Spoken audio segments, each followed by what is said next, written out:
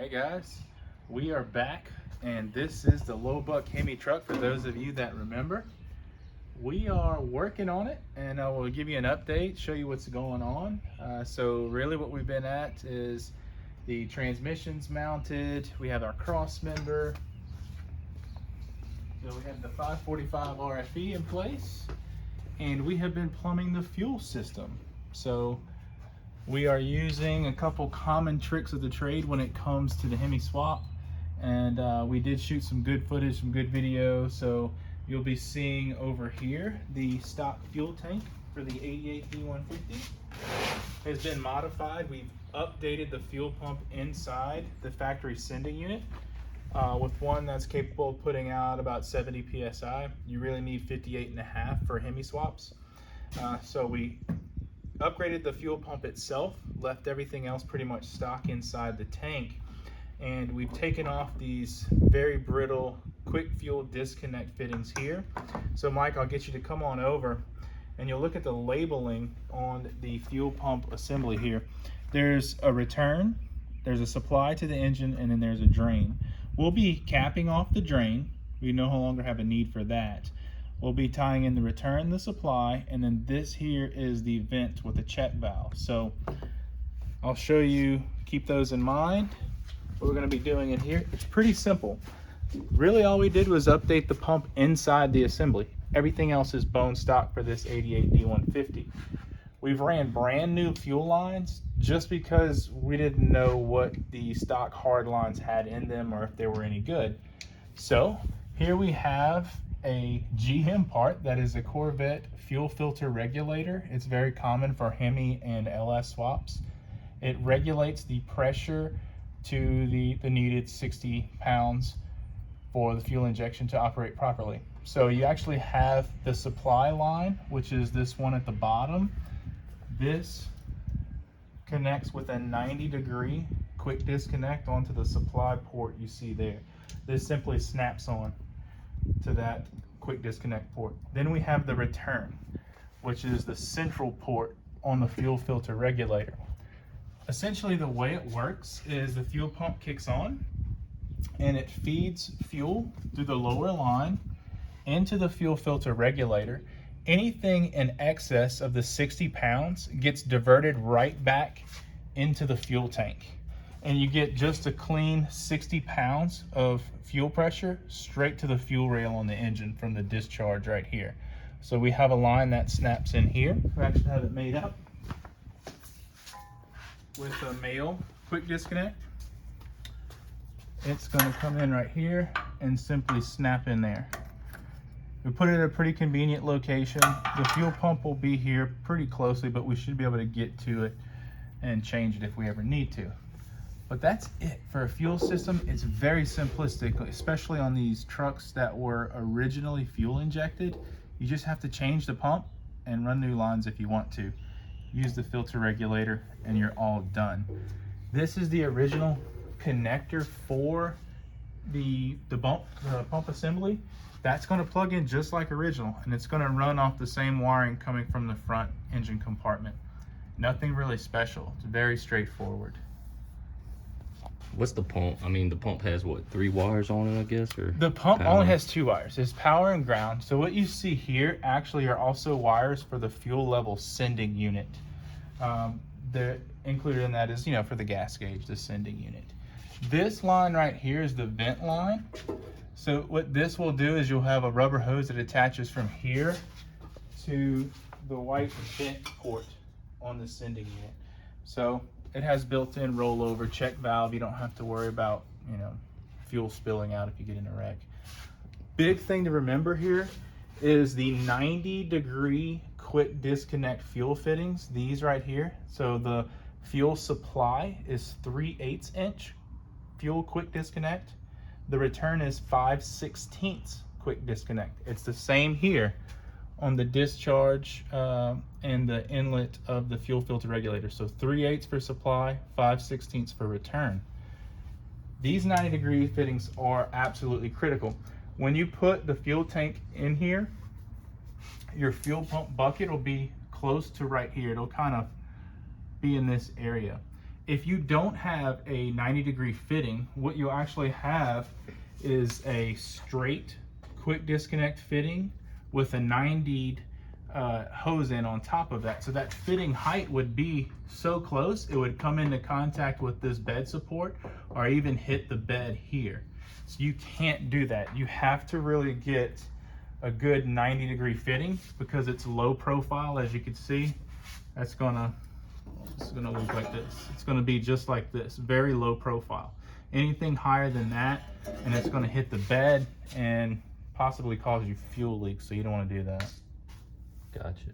So this one we're gonna be running our QUICKHEMI. We're using it for testing our new Jeep QUICKHEMI. That's right. But so for this, is that where you run the fuel wire that we have coming off our QUICKHEMI harness? Yeah, so what we'll actually do is, because this is already ran in the frame rail, it's loomed up, it's with the sending unit. I clean this with contact cleaner. What we'll do is the fuel supply wire here, the power wire for the fuel pump, comes out of a fuel pump relay, which is mounted on the driver's side fender in the engine compartment. We're gonna take that fuel pump relay out and just take the wire, the output wire of that relay, and tie it directly into the QUICKHEMI harness. Okay. So we're gonna get rid of that old factory relay and have everything nice and contained in the in that box. And the other one runs the ground? The ground is already in this harness, so we only have to do the supply. Awesome. Ground is already in here. That won't be an issue. Perfect. What else do we? Oh, we put the AC fittings in. We test fitted those. Yep. So we have the new DIYHEMI AC fittings for the D150s and the Ram Chargers, as well as the AC adapter fittings for the compressors. So that's all Hemi compressors, truck, car, you name it. These adapter fittings will work for that as far as that's concerned. They fit really well so far. So once we get this running and cruising, we're going to charge up the AC and really run it through the ringer, do some quality and QC quality checks. If it runs good, then we're going to start putting on the site for purchase. So we just want to make sure all the designs work well. We're keeping things low buck. What I'm really excited about is whatever we can save off the donor vehicle we're using. So you're going to see the shifter linkage come out of the Jeep. We're going to use the center console shift with the tip action, I guess you would call it, or the I forgot what the actual Jeep name for it is, but it's like tap shift or paddle shift, if you will. We're going to use that. We're going to use the original Y pipe and exhaust off the Jeep Commander that this came out of, and just really save as much as we can, making this as much low budget as possible. But it fits well. I mean, look at that oil pan. We didn't have to change any of this. We simply had the Bouchelon motor mount adapters. We fabbed up the trans member, and that's it. She bolted right in. That's the factory Jeep exhaust manifolds. Nothing crazy. We're getting there, yeah. And I know we've been kind of delaying on this one. We just had a lot going on, and a lot of orders, trying to get the orders, trying to get the business going, and also working on this while having full-time jobs and full-time dads.